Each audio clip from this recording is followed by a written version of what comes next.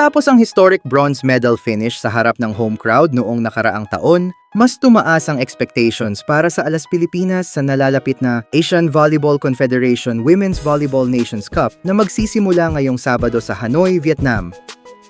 Pero para kay head coach Jorge Sousa de Brito, ang pressure ay isang privilege, hindi isang pabigat. Gamit ang karanasan mula sa kauna-unahang AVC medal ng bansa sa loob ng 63 years, target ng Filipino spikers na mas lalo pang husayan sa edisyon ng torneo ngayong taon. In my opinion, it's a privilege to be under pressure. It means that you've been performing good. But again, nobody wants to be on second place or third place or fourth place. So when the guys join the competition, they have their own goals and targets. Ani De Brito sa interview kasama ang official broadcaster na One Sports. Dahil sa mas matinding expectations, ipinagpapatuloy ng Brazilian coach ang parehong mindset na itinanim niya sa kanyang mga players mula pa noong nakaraang taon. The pressure that you have right now is good for us.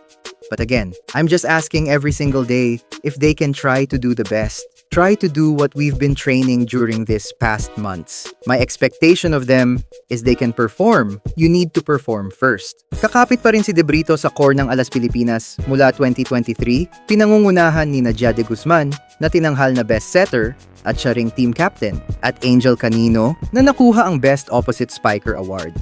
Magbubukas ang kampanya ng Pilipinas, kasalukuyang ranked number 52 sa mundo, sa Group B laban sa unranked na Mongolia na hindi sumali noong nakaraang taon. Gaganapin ang laban ngayong Sabado, 4 p.m.